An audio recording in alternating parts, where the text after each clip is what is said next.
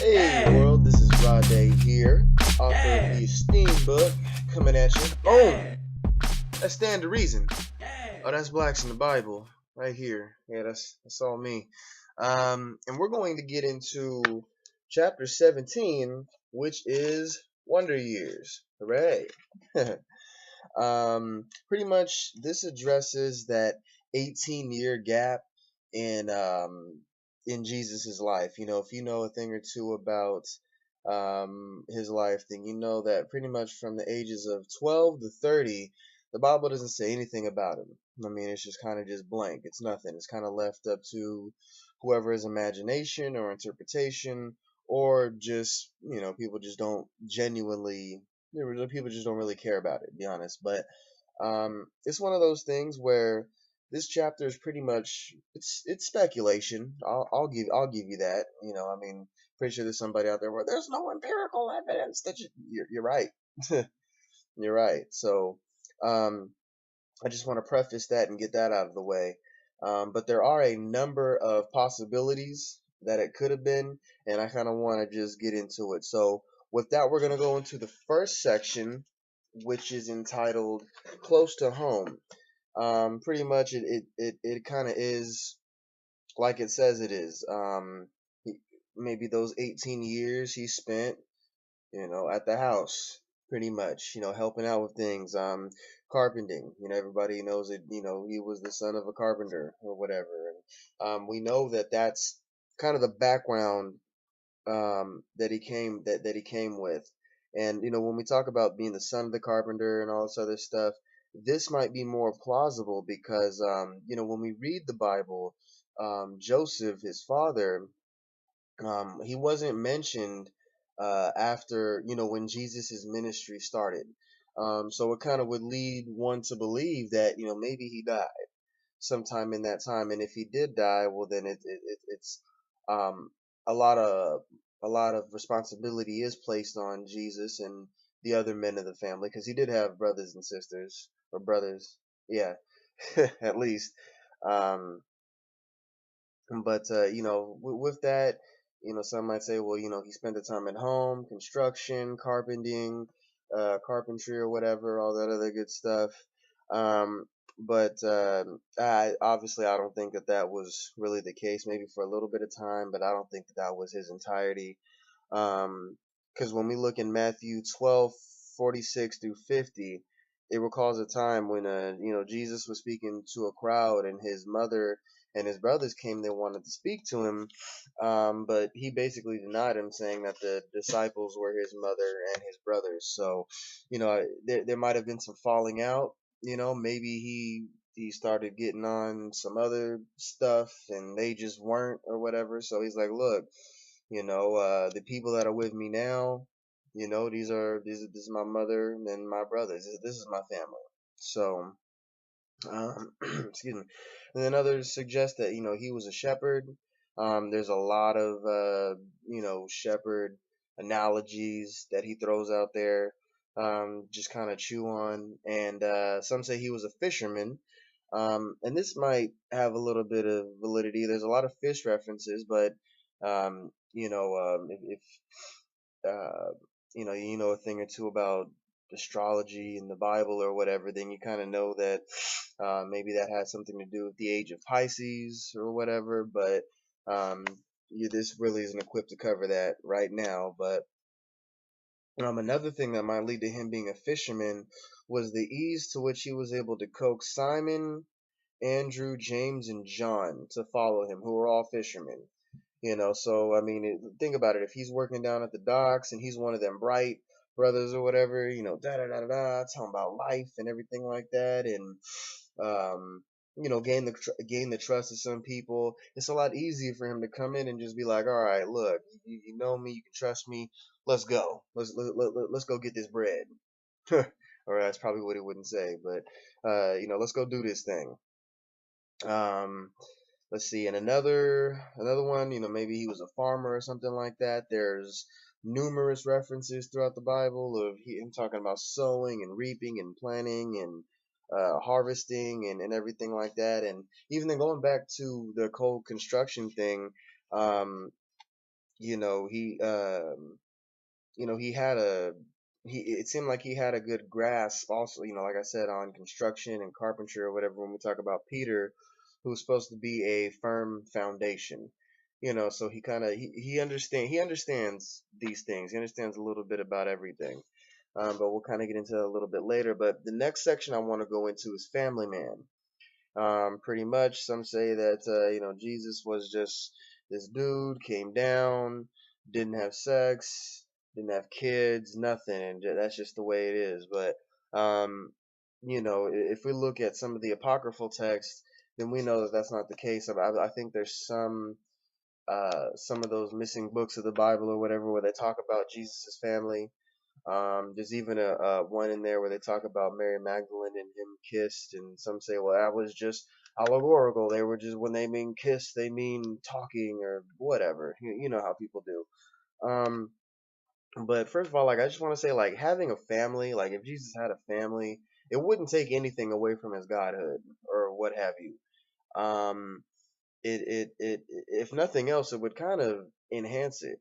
It's like, how was somebody, like, here's the thing, how was somebody who, and this is just my personal thought, I could be dead wrong about this, but my thought, even when I was heavily in church, was like, how can somebody who's, um, how could somebody who's never had sex tell me what I'm supposed to do with my sex?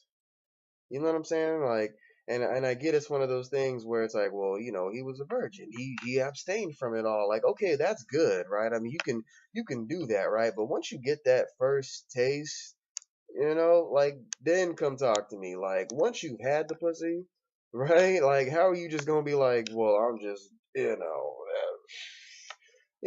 mean, obviously that's what we're built for, and it's like, to have somebody who's been through that and can go through that and be like, yeah, like, it's almost like, not necessarily, it's like, he can get married, have kids, but be like, look, I did it the right way. You're like, oh, okay, well, that's plausible. But just to have some monk or whatever be like, I've never I've never even smelled the pussy, but let me tell you what to do in regards to, like, no, sorry, that doesn't work. But um getting off track, probably getting a little bit vulgar. Excuse me. I don't want to, I don't want to offend anybody. It's not what I want to do.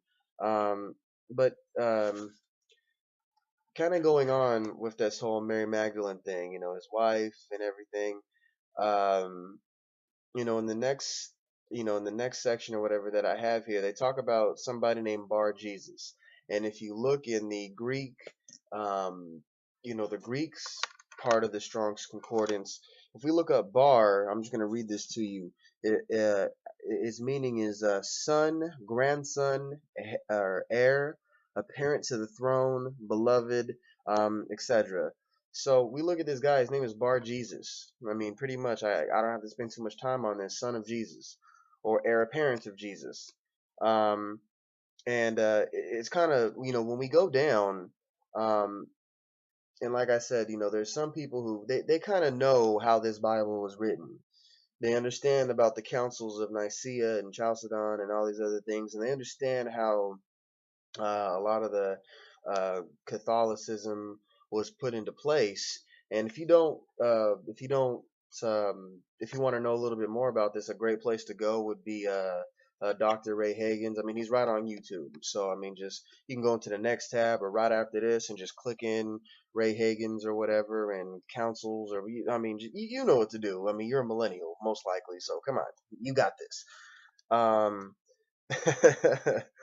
But one thing that it's interesting to notice, that when they put things together and they want to make Jesus this autonomous person who's just never even touched the cat, and all of a sudden there comes a threat to this structure where, a woman and his son or whatever. So, what do? Like, you make the woman a harlot and you make the son a sorcerer, because that's what Bar Jesus was. He was a sorcerer and a false prophet and all this other stuff. And it's like, if you want to, maintain that stature or whatever, then you want to make those things out around him. You want to kind of make them demonic or whatever. But you know, that's just that's the way that goes. But Another thing that would kind of lead into him probably being married is that there he has a lot of parables and illustrations of bride and marriage and groom and bridegroom. We talked about this a little bit more in a previous chapter.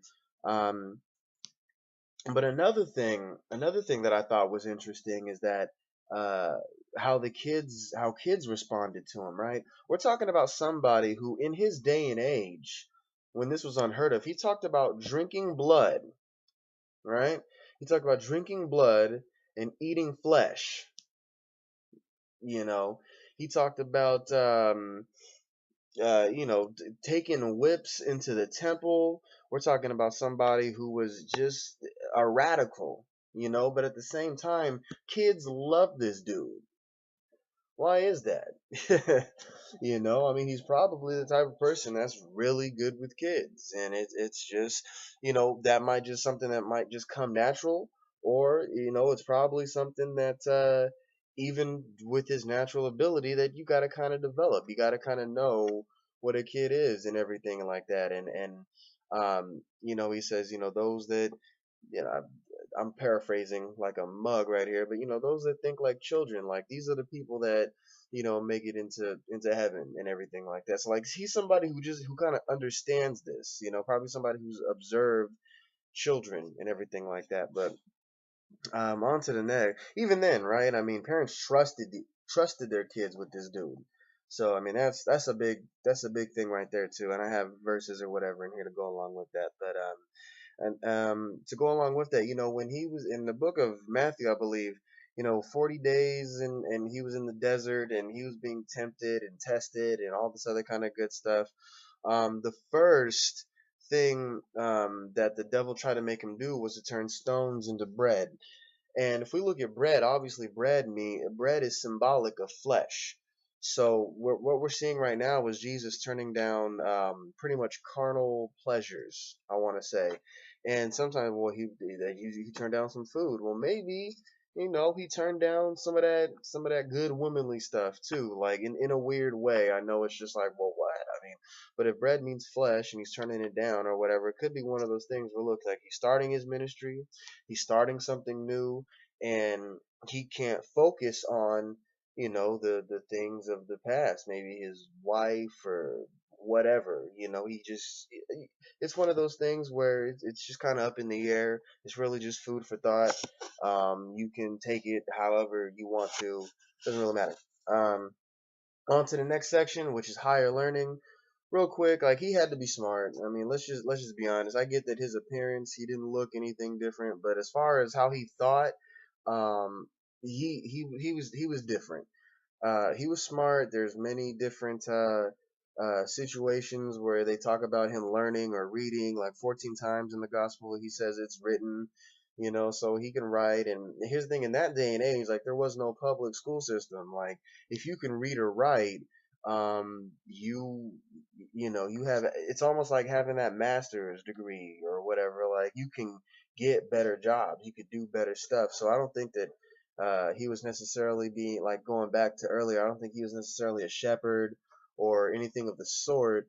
Um, I mean, because he could do more stuff. Now, if that's what he chose or whatever, that's fine. But um, obviously, you would think that there's something bigger. He was doing something bigger than just herding sheep or whatever. And to go along with this, he probably could have been a part of a priestly order. Obviously, if you're a priest, you're one of those people who can write and read, and I'm pretty sure that's one of the things that they taught in the temple for those that were chosen. And when we look at John the Baptist, who was his cousin, he was of the priestly order after his father Zachariah. So I mean, it's in the family. It's already in the family for him to be a priest or whatever. And even when we look at